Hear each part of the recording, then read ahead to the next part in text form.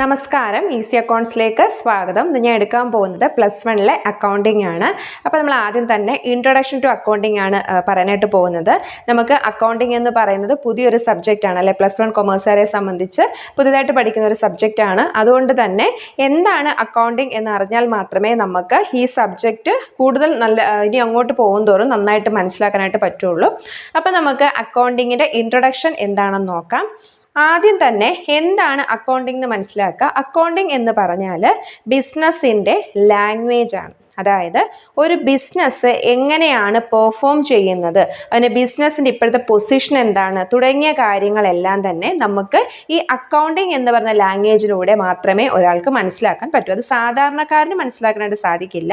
ഒരു ബിസിനസ്, അതായത് ഇപ്പോൾ ഒരു അക്കൗണ്ടന്റിനെ സംബന്ധിച്ച് അല്ലെങ്കിൽ ആ ബിസിനസ്സിൽ പൈസ ഇൻവെസ്റ്റ് ചെയ്യുന്ന ആളെ സംബന്ധിച്ച് അങ്ങനെയൊക്കെ ഉള്ള കുറേ സ്റ്റേക്ക് ഹോൾഡേഴ്സ് എന്ന് പറയും. ഈ ബിസിനസ്സുമായി റിലേറ്റ് ചെയ്യുന്ന ആൾക്കാരെ സംബന്ധിച്ച് അവർക്ക് ഈ ബിസിനസ്സിലെ കാര്യങ്ങൾ മനസ്സിലാക്കുന്നത് ഈ പറയുന്ന അക്കൗണ്ടിങ് എന്ന് പറയുന്ന ലാംഗ്വേജ്. അപ്പോൾ നമുക്ക് അക്കൗണ്ടിങ്ങിന് എന്തെന്ന് പറയാം, ബിസിനസ്സിൻ്റെ ലാംഗ്വേജ് ആണ് എന്ന് മനസ്സിലാക്കാനായിട്ട് പറയും. അപ്പോൾ അത് മനസ്സിലാക്കി വെക്കുക. നോക്കിയേ, ഇറ്റ് ഈസ് യൂസ്ഡ് ഫോർ. ഇനി എന്തിനാണ് ഈ അക്കൗണ്ടിങ് എന്ന് വെച്ചാൽ, നമുക്കറിയാം നമ്മുടെ ഡേ ടു ഡേ ലൈഫിൽ നമ്മുടെ പേരൻസ് ഒക്കെ എന്ത് ചെയ്യാറുണ്ട്, വരവ് ചെലവ് കണക്കുകളൊക്കെ എഴുതി വെക്കാറുണ്ട് അല്ലേ. അപ്പോൾ അവരെന്ത് ചെയ്യാറുണ്ട്, അവർക്ക് എന്തെങ്കിലും ഒരു സാലറി ഒക്കെ കിട്ടുമ്പോൾ അവരെന്ത് ചെയ്യും, കിട്ടിയ സാലറിയുടെ കണക്കെഴുതും. എന്നിട്ട് അതിൽ നിന്നും ആ മാസം ചിലവായത് എഴുതും. എന്നിട്ട് എന്ത് ചെയ്യും, അവർ എന്തുമാത്രം മിച്ചം ഉണ്ടെന്നൊക്കെ കണ്ടുപിടിക്കും. അതും എന്ത് തന്നെയാണ്, ഒരു ടൈപ്പ് ഓഫ് അക്കൗണ്ടിങ് തന്നെയാണ്. പക്ഷെ അവർക്ക് അവിടെ ഒരു സിസ്റ്റമാറ്റിക് മാനർ ഇല്ല അല്ലേ. അവർക്ക് മനസ്സിലാവുന്ന രീതിയിൽ അവർ എഴുതി വെക്കുന്നു എന്നുള്ളതേ ഉള്ളൂ. അത് മറ്റൊരാൾക്ക് കണ്ടാൽ മനസ്സിലാവണമെന്ന് ഇല്ല. പക്ഷേ നമ്മുടെ അക്കൗണ്ടിങ് എന്ന് പറയുമ്പോൾ അതിൻ്റെ ഒരു സിസ്റ്റമാറ്റിക് മാനർ ഉണ്ട് അല്ലേ. നമ്മൾ ആദ്യം ബിസിനസ്സിൽ നടക്കുന്ന ഇടപാടുകൾ, എന്താണ് ഇടപാടുകൾ അല്ലെങ്കിൽ ട്രാൻസാക്ഷൻ എന്നൊക്കെ നമുക്കിനി അങ്ങോട്ട് പോകുമ്പോഴത്തേക്കും ഓരോ ടേംസും നമുക്ക് പഠിക്കാനായിട്ടുണ്ട്. അപ്പോൾ ഇപ്പോൾ മനസ്സിലാക്കുക, ബിസിനസ്സിൽ നടക്കുന്ന ഡേ ടു ഡേ ആക്ടിവിറ്റീസുകൾ അല്ലേ, ആ കാര്യങ്ങൾ എന്തൊക്കെയാണെന്ന് ഐഡൻറ്റിഫൈ ചെയ്യുകയും അത് പ്രോപ്പറായിട്ട് റെക്കോർഡ് ചെയ്യുകയും ചെയ്യും. നമ്മൾ കൃത്യമായിട്ട് അന്നന്ന് നടക്കുന്ന കാര്യങ്ങൾ അന്നന്ന് തന്നെ കൃത്യമായിട്ട് നമ്മൾ എന്ത് ചെയ്യും, റെക്കോർഡ് ചെയ്യുകയും ചെയ്യും. അപ്പം നോക്കിയേ, അപ്പം അക്കൗണ്ടിങ് എന്തിനാണെന്ന് ചോദിച്ചാൽ ബിസിനസ്സിലെ ഇവൻസും ട്രാൻസാക്ഷൻസും അല്ലേ, ഇടപാടുകൾ നടക്കാറുണ്ട്. അതുപോലെ ഇവൻസ്, ഈ ഇവൻസ് എന്താണ്, ട്രാൻസാക്ഷൻ എന്താണെന്നെല്ലാം നമുക്ക് അങ്ങോട്ട് പോകുമ്പോൾ പറയാം. അപ്പം ഇതെല്ലാം റെക്കോർഡ് ചെയ്യുന്നതിന് വേണ്ടിയിട്ടാണ് അക്കൗണ്ടിങ് ഉപയോഗിക്കുന്നത്. അപ്പം നമ്മൾ പറഞ്ഞു ബിസിനസ്സിൻ്റെ ലാംഗ്വേജ് ആണ്. അതായത് ബിസിനസ്സിൻ്റെ ലാംഗ്വേജ് എന്ന് പറയുമ്പോൾ ബിസിനസ്സിൽ നടക്കുന്ന ട്രാൻസാക്ഷനും ഇവൻസുകളും എല്ലാം തന്നെ റെക്കോർഡ് ചെയ്യുന്നത് നമ്മൾ എങ്ങനെയാണ്, അക്കൗണ്ടിങ് ഉപയോഗിച്ചിട്ടാണ്. Accounting is the mechanism for keeping the record of all financial transaction in a business. അപ്പോൾ നമ്മൾ മനസ്സിലാക്കേണ്ട ഒരു പ്രധാനപ്പെട്ട കാര്യം, ട്രാൻസാക്ഷൻ അല്ലെങ്കിൽ ഇടപാട് എന്ന് പറഞ്ഞാൽ രണ്ട് തരമുണ്ട് അല്ലേ. ഒരു ബിസിനസ്സിനെ സംബന്ധിച്ച് മോണിറ്ററി ട്രാൻസാക്ഷൻ എന്ന് പറഞ്ഞാൽ എന്താണ്, പണപരമായിട്ടുള്ള ഇടപാടുമുണ്ട്. ദെൻ നോൺ മോണിറ്ററി ട്രാൻസാക്ഷൻസും ഉണ്ട്, പണമല്ലാത്ത തരത്തിലെ ഇടപാടുകളും നടക്കുന്നുണ്ട്. അതിലെ ഈ മോണിറ്ററി ട്രാൻസാക്ഷൻസ്, അതിനെ നമ്മൾ പറയുന്ന മറ്റൊരു പേരാണ് ഫിനാൻഷ്യൽ ട്രാൻസാക്ഷൻ അല്ലേ. അപ്പം പണപരമായിട്ടുള്ള, അതായത് അവിടുത്തെ എലമെൻറ്റ്, ഒരു എലമെൻറ്റ് എപ്പോഴും എന്തായിരിക്കും, ക്യാഷ് ആയിരിക്കും അല്ലെ, ക്യാഷുമായി റിലേറ്റ് ചെയ്യുന്ന കാര്യങ്ങളായിരിക്കും.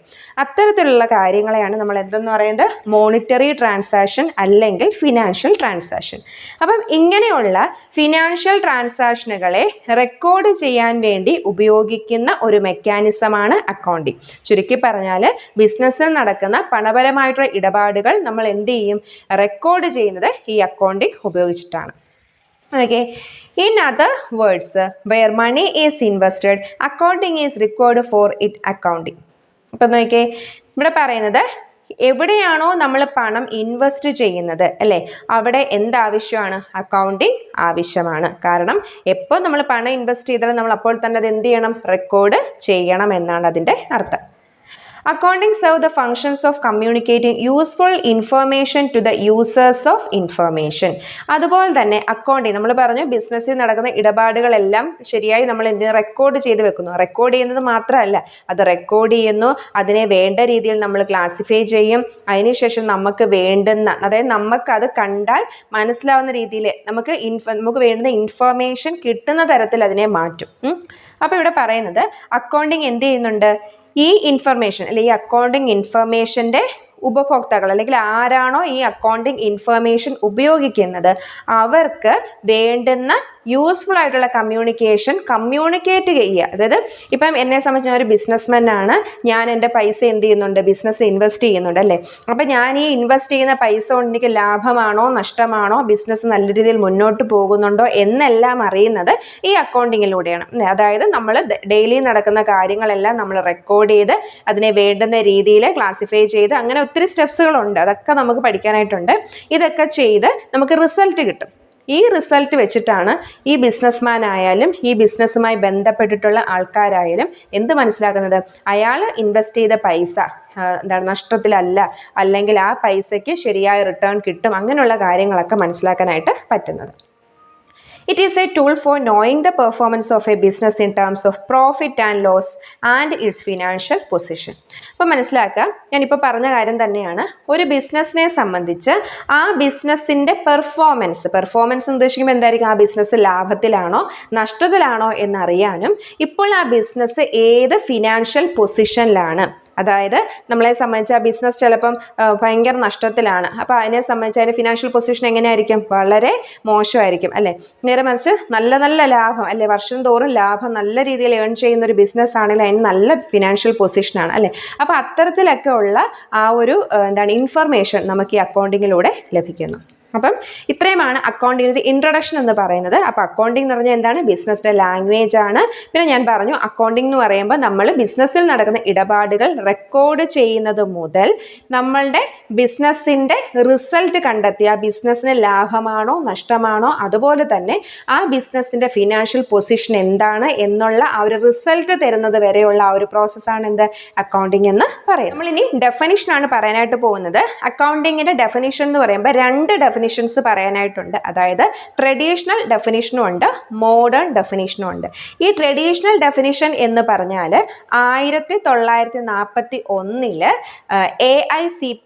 AICPA എന്ന് പറഞ്ഞാൽ American institute of certified public accountants ഇവർ ഡെവലപ്പ് ചെയ്തിട്ടുള്ള ഡെഫിനിഷനാണ്. ഇതുകൂടാതെ 1966 AAA അതായത് അമേരിക്കൻ അക്കൗണ്ടിംഗ് അസോസിയേഷൻ ഡെവലപ്പ് ചെയ്ത ഡെഫിനിഷനെയാണ് എന്തെന്ന് പറയുന്നത്, മോഡേൺ ഡെഫിനിഷൻ എന്ന് പറയുന്നത്. അപ്പം നമുക്ക് എന്താണ് ട്രഡീഷണൽ ഡെഫിനിഷൻ എന്ന് നോക്കാം.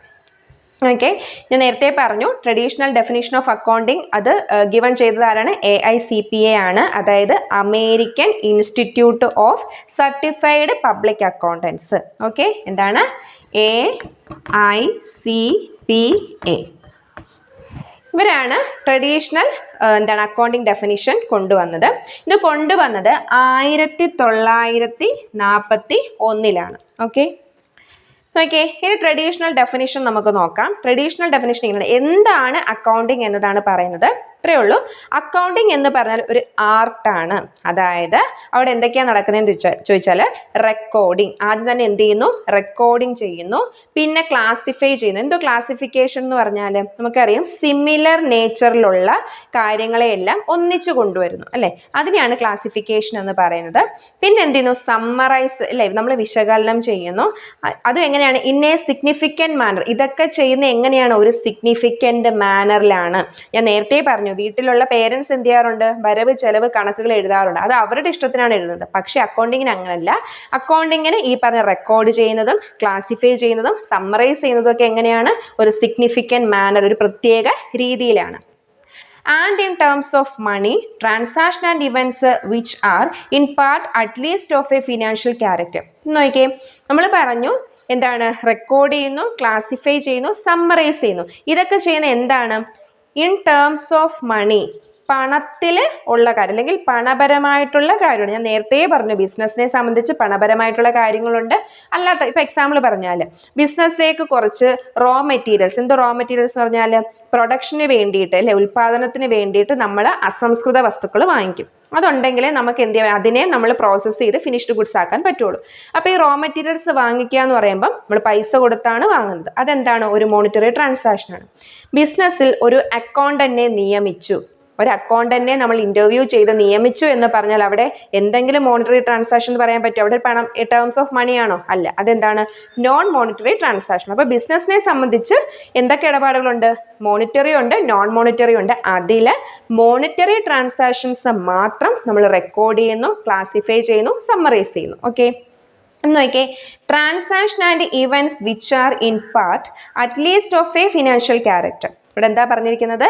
നമ്മൾ എടുക്കുന്ന ട്രാൻസാക്ഷൻ ആയാലും ശരി, ഇവന്റ്സ് ആയാലും ശരി, അതിന് അറ്റ്ലീസ്റ്റ് അതിന് എന്തുണ്ടായിരിക്കണം? ഫിനാൻഷ്യൽ ക്യാരക്ടർ അല്ലേ? അവിടെ പണം, അതാണ് നമ്മൾ നേരത്തെ പറഞ്ഞത്, പണപരമായിട്ടുള്ളൊരു ഫിനാൻഷ്യൽ ക്യാരക്ടർ അവിടെ ഉണ്ടായിരിക്കണം. മാത്രമല്ല എന്നിട്ട് നമ്മൾ എന്ത് ചെയ്യും? And interpreting the results thereof. എന്നിട്ട് നമ്മൾ എന്ത് ചെയ്യുന്നു? ഇതിൽ നിന്നും റിസൾട്ട്സ് നമ്മൾ ഇന്റർപ്രറ്റ് ചെയ്യുന്നു. ഇതാണ് അക്കൗണ്ടിങ് എന്ന് പറയുന്നത്. അപ്പോൾ എന്താണ്? Accounting is an art of എന്താണ്? Recording, classifying and summarising. എങ്ങനെയാണ്? In a significant manner in terms of money, then transaction and events which are at least of a financial character and interpreting the results there. അപ്പോൾ നമ്മൾ ഈ പറഞ്ഞ transactions ഒക്കെ record ചെയ്യുന്നു, classify ചെയ്യുന്നു, summarise ചെയ്തിട്ട് ഇതൊക്കെ ചെയ്യുന്ന കാര്യങ്ങൾ എന്താണ്? ഫിനാൻഷ്യൽ ക്യാരക്ടർ ഉള്ളതാണ്. എന്നിട്ട് ലാസ്റ്റ് നമ്മൾ എന്ത് ചെയ്യുന്നു? റിസൾട്ട് കണ്ടെത്തുന്നു. ഇതാണ് ട്രഡീഷണൽ ഡെഫിനിഷൻ എന്ന് പറയുന്നത്. ഇനി നമ്മളുടെ എന്താണ്? അമേരിക്കൻ അക്കൗണ്ടിങ് അസോസിയേഷൻസ് AAA 1966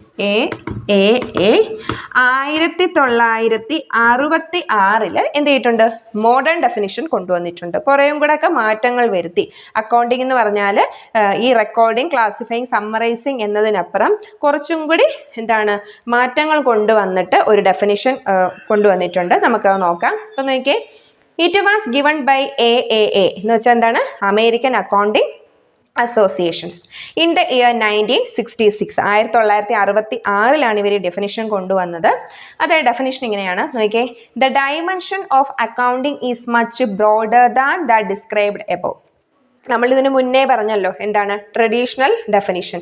ആ ട്രഡീഷണൽ ഡെഫിനിഷനകത്ത് പറഞ്ഞിരിക്കുന്ന ആ ഡയമെൻഷനേക്കാളിലും ഈ നമ്മുടെ മോഡേൺ, അതായത് കാലങ്ങൾ കഴിഞ്ഞ് വന്നപ്പോഴത്തേക്കും അതിൽ നിന്നും കുറച്ചും കൂടി അക്കൗണ്ടിങ് എന്ന് പറയുന്നത് കുറച്ചും കൂടി ബ്രോഡർ ആയിട്ട് മാറി അല്ലേ? കുറച്ചും കൂടി വിശാലമായിട്ട് മാറിയിട്ടുണ്ട്.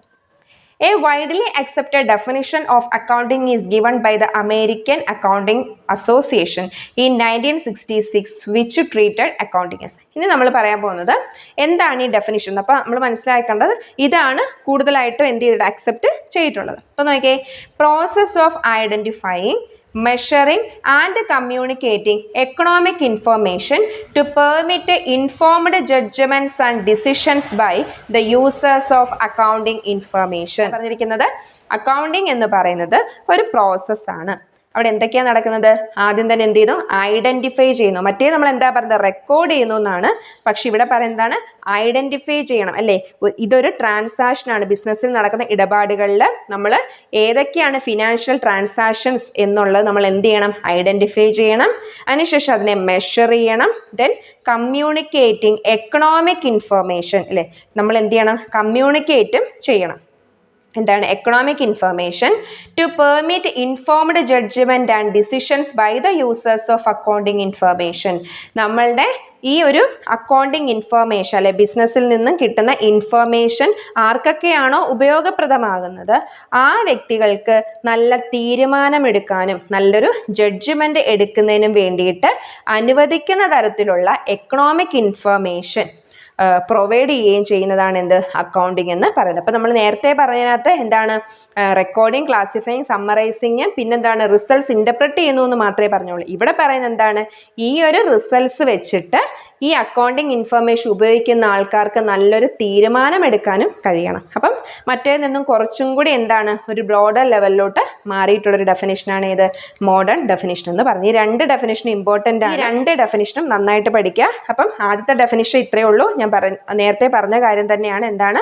Art of recording, classifying and summarizing in a significant manner and in terms of money, transaction and events which are in part at least of a financial character and interpreting the results thereof. രണ്ടാമത്തെ നമ്മുടെ modern അപ്രോച്ചിനകത്ത് പറഞ്ഞിട്ടുള്ള definition ഇങ്ങനെയാണ്: process of identifying, measuring and communicating economic information to permit informed judgments and decisions by the users of accounting information. ഇത് രണ്ടും നന്നായിട്ട് പഠിക്കാം. അപ്പോൾ അക്കൗണ്ടിങ്ങിൻ്റെ ആ ഒരു തുടക്കം മനസ്സിലായി കാണുമെന്ന് വിശ്വസിക്കുന്നു. അപ്പോൾ അക്കൗണ്ടിങ് എന്ന് പറഞ്ഞാൽ എന്താണ്? ബിസിനസ്സിൽ നടക്കുന്ന ട്രാൻസാക്ഷൻ, പണപരമായിട്ടുള്ള ട്രാൻസാക്ഷൻ നമ്മൾ എന്ത് ചെയ്യുന്നു? റെക്കോർഡ് ചെയ്ത് അതിനെ ക്ലാസിഫൈ ചെയ്ത് അത് വഴി നമുക്ക് റിസൾട്ട്സ് കിട്ടി. ആ റിസൾട്ട്സ് വെച്ച് നമ്മൾ എന്ത് ചെയ്യുന്നു? ബിസിനസ്സിൽ തീരുമാനങ്ങൾ എടുക്കാനായിട്ട് സഹായിക്കുന്നു. ഇത് നമ്മൾക്കല്ല, നമ്മൾ അക്കൗണ്ടിങ് പഠിക്കുമ്പോൾ നമ്മളെല്ലാം ഒരു ബിസിനസ്മാൻ ആണ്, ആ ബിസിനസ്സിലെ അക്കൗണ്ടന്റ് ആണ് എന്നൊക്കെ ഉള്ള രീതിയിൽ ചിന്തിച്ചാൽ മാത്രമേ നമുക്ക് ഈ അക്കൗണ്ടിങ് നല്ല രീതിയിൽ മനസ്സിലാക്കാൻ പറ്റൂ. നമ്മൾ സാധാരണ നോർമലി വീട്ടിൽ നടക്കുന്ന കാര്യമല്ല, ഒരു ബിസിനസ്സിനകത്ത് അക്കൗണ്ടന്റ് ചെയ്യുന്ന കാര്യമാണ് എന്ത്? അക്കൗണ്ടിങ് എന്ന് പറയുന്നത്. അപ്പോൾ നമ്മളിത് പഠിക്കുമ്പോൾ നമ്മളെല്ലാം അക്കൗണ്ടന്റ് ആണ് എന്നുള്ള രീതിയിൽ തന്നെ അക്കൗണ്ടിങ് പഠിക്കാം. അപ്പം നമുക്ക് കൂടുതൽ ഇത്രയും ഒരു ജസ്റ്റ് ഒരു ഇൻട്രൊഡക്ഷൻ മാത്രമേ ആയിട്ടുള്ളൂ. അക്കൗണ്ടിങ് എന്ന് പറഞ്ഞാൽ വലിയൊരു ഒരു പ്രോസസ്സ് തന്നെയാണ്. നമുക്ക് ഒരുപാട് കാര്യങ്ങൾ പഠിക്കാനായിട്ടുണ്ട്. അപ്പം നമുക്ക് വരും ക്ലാസ്സിലൂടെ അക്കൗണ്ടിങ്ങിൻ്റെ കൂടുതൽ ഡീറ്റെയിൽസ് നമുക്ക് പഠിക്കാം.